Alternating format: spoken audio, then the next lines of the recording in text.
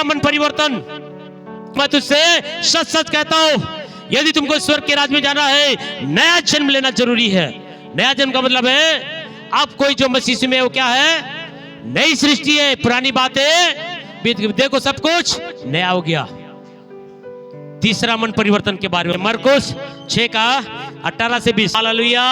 यहाँ एक भक्त को देखिए, हेरोद राजा यूहन्ना बपतिस्मा दाता को धर्मी पवित्र पुरुष जानकर क्या करता था? उसको आदर करता था, अपने घर में बुलाता था, प्रार्थना सभा रखता था, सुनता था वचन, घबरा जाता था। लेकिन यूहन्ना ने एक बार बोला, हेरोद राजा तेरा सब ठीक है, मुझे बुलाता है, प्रार्थना करता है, आराधना करता है, सुनता है, खुश होता है और मेरी चिंता भी करता है, लेकिन तेरे का बात गलत है, तू अपने भाई की पत्नी को अपनी पत्नी बना, ये पाप है, ऐसा करना गलत है, छोड़ दे। ये बात जैसा उसको समझा, उसकी पत्नी सुनी, बड़ा गुस्सा, ये कहां का आदमी आया, राजा से मेरे को अलग करने का कोशिश कर रहा है। उसकी पत्नी ने कहा को छीनने की कोशिश कर रहा है, अवसर मिलने दे, मैं इसको क्या करूंगा? मरवा डालूंगी, ऐसा बोल रही थी। हालेलुया। देखिए हेरोद राजा के बारे में ये तीसरा मन परिवर्तन क्या है? प्रभु के दासों को भी बुलाएंगे, घर में प्रार्थना भी करेंगे, चर्च में भी जाएंगे, और यहाँ पर उसके बारे में बहुत अच्छा लिखा है। क्या लिखा है? हेरोद राजा यूहन्ना को धर्मी और पवित्र पुरुष जानकर क्या करता था?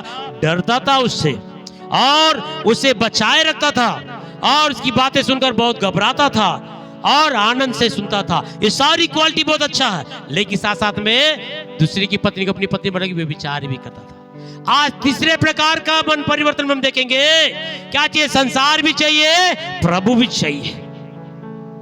इसलिए लिखा है शरीर में मन लगाना तो मृत्यु है, आत्मा में मन लगाना जीवन और साथी है। इसलिए यीशु मसीह ने निकोदेमुस से बोला, हे निकोदेमुस, मैं तुझसे सच सच कहता हूं, यदि तुमको स्वर्ग के राज्य में प्रवेश करना है या स्वर्ग को देखना है, नए सिरे से जन्म लेना पड़ेगा, तुम्हारा पाप का स्वभाव को खत्म करना पड़ेगा, तभी तुम क्या होगे?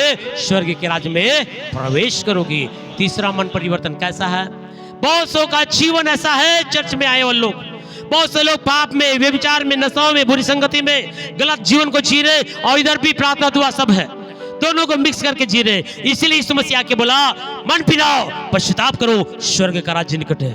अगर तुम दो चीजें मन में रहोगे, दो विचारों में रहोगे, तुम विनाश में जाओगे, नरक में जाओगे, और हमेशा हमेशा के लिए तुम्हारा जीवन बर्बाद हो जाएगा। इसीलिए यीशु मसीह का पहला संदेश क्या था? मन फिराओ, पश्चाताप करो, क्योंकि स्वर्ग का राज्य निकट है। हालेलुया। देखिए आज बहुत से लोग हैं, चर्च चाहिए, पास्टर चाहिए, और घर में प्रार्थना भी चाहिए, और संसार में पीना करना भी चाहिए। आज बहुत से लेकिन प्रभु ने बोला मन फिराओ, ऐसे स्वभाव से यदि मन नहीं फिराओगे तो तुम नरक में जाओगे। मन फिराओ, स्वर्ग का राज्य निकट है। संसार और पाप, एक मनुष्य दो स्वामी की सेवा, एक मनुष्य दो स्वामी की सेवा नहीं कर सकता। इसीलिए क्या बोला? तुम मन फिराओ।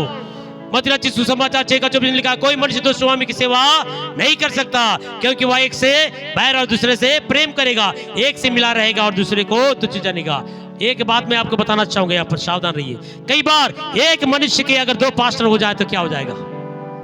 इसीलिए बोला एक मनुष्य दो स्वामी की सेवा नहीं कर सकता। इसलिए गलाती 6:7 और 8 में लिखा। तीसरा मन परिवर्तन क्या देखे हम लोगों ने? संसार और प्रभु दोनों को हम प्यार एक साथ नहीं कर सकते। इसीलिए इसने बोला मन फिराओ संसार से और प्रभु के मार्ग में चलो। एक मनुष्य दो स्वामी की सेवा नहीं कर सकता। हालेलुया। चौथा मन परिवर्तन, चमत्कार को नमस्कार।